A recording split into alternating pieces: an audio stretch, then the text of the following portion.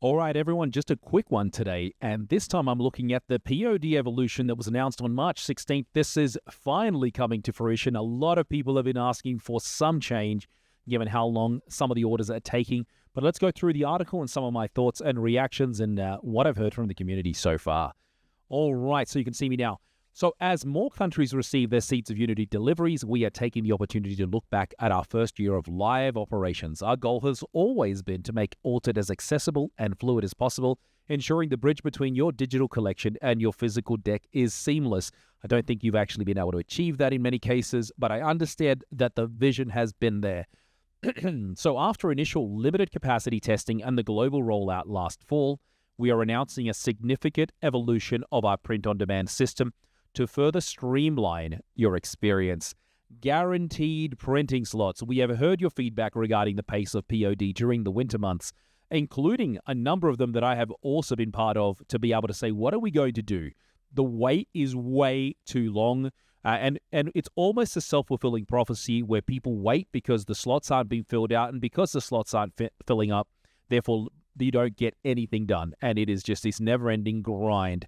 So, to provide more transparency, and also here, it can be frustrating to commit to an order and wait indefinitely for a community threshold to be met. Absolutely. To provide more transparency and reliability, we are implementing a new scheduling system starting this month. So March, we're going to get it in March, basically for April.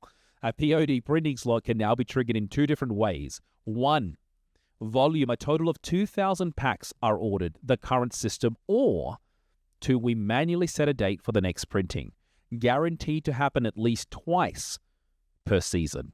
Okay? Our goal is to guarantee at least 2 POD printing slots every season, regardless of order volume.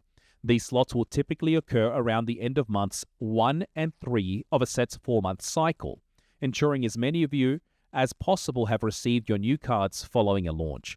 While we may manually adjust dates to optimize the cycle if 3 or more slots are triggered in a single season, we guarantee that at least 2 printing waves will take place every season moving forward. So assuming that the set came live on the 1st of March, we know it didn't, but thereabouts, right? So 1st of March, we do expect there to be in month 1, so basically the 1st of April, to be a printing slot, and then one on the 1st of June, knowing that the season ends at the end of June. So I think that's really, really good. And I love that they've also said that if they will adjust things up if we fill up one of these volume-based ones for 2,000 packs, assuming it happens in the first 2 weeks, then they'll split up the rest into more evenly distributed timelines. Next printing slot. So this is what most people are waiting for. To accompany the launch of Seeds of Unity, our next printing slot is scheduled with our partner for early April. This window is designed to give you enough time to receive your new cards, trade on the marketplace, and finalize your deck list. Place your orders by the end of the day on March 31. This is, again, 11:59 p.m. CET to be included in this wave. So, printing foil cards. This is something that I know a lot of people have been asking. What's happening with the foil cards, as there wasn't any in SDU? So, as previously stated, Seeds of Unity marks a turning point for our ecosystem as we officially retire the foiler system. From now on, you can print in foil all cards in your collection without having to unlock them with foilers. To simplify the journey for every player, you will no longer find foilers of any rarity in future products. To keep our interface clean, foiler cards will be hidden in card lists by default, though they remain accessible via direct URLs. Please know that if you scan an older foiler card moving forward, you'll be unable to add it to your digital collection. An information message will appear on your scan result to guide you. To give everyone time to adjust to these changes and to thank you all for your patience and feedback, there will be no price difference between foil and normal POD packs throughout 2026. This means you can print any card in your collection in foil at no extra cost, regardless of rarity, including the newly released Exalted Rarity. Now, one thing of this which means is going forward there will be a price differential, but they're basically eating it for 2026. We hope this change lets you play with your favorite versions of your favorite cards without financial barriers. And I would expect that the foiling cost wouldn't be too much more. But just note, these updates will be live on Altered GG on Thursday, March 19th, so in a couple of days' time or 3 days' time. And then the quality of life updates. Alongside these systematic changes, we've introduced a small quality of life update to the POD interface. When you add cards to a POD pack, a filter will now be active by default to show recently acquired cards from the marketplace that have not yet been printed. I love this. This should help you quickly identify the newest additions to your collection that are ready for the tabletop.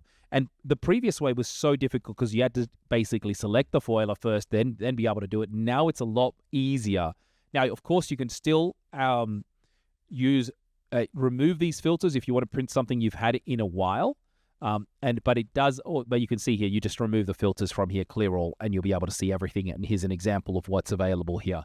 So we're excited to see these changes simplify your experience and bring more foil cards to your local game store. Whether you're building your dream deck alone or coordinating with your community through the POD Group Manager, which I think is fantastic that they did this to reduce the shipping costs. We hope these updates make your experience a smoother one. My only hope now going forward with POD is that we can find local print-on-demand locations for other countries, so it's not just coming from Europe. And no offense, Cartamundi, you've done a fantastic job. Unlike the issues we're seeing with some of the other product, we've never really seen issues with Cartamundi, at least not that I'm aware of, to this magnitude, right?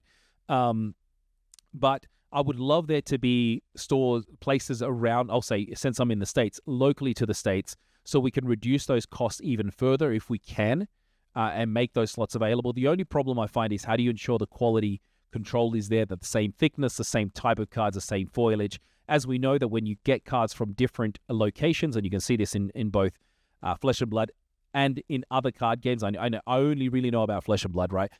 They do feel differently. So how do you try to make them so that they feel almost the same or as close to the same as possible? Anyway, this is exciting news. I know a lot of people have been wanting this. Is it a little too late? I think for some people it may have been, but I do think it will bring some more people into it. It's also another revenue stream for Equinox that will help them produce even better quality and improve our own gaming experience in the future as well. Fingers crossed that we all get a chance to use this, that we can move on with what's happening, and that Roots of Corruption, as I've done in my earlier video, becomes live and functioning for all of us. And that is it for now. I bid you adieu.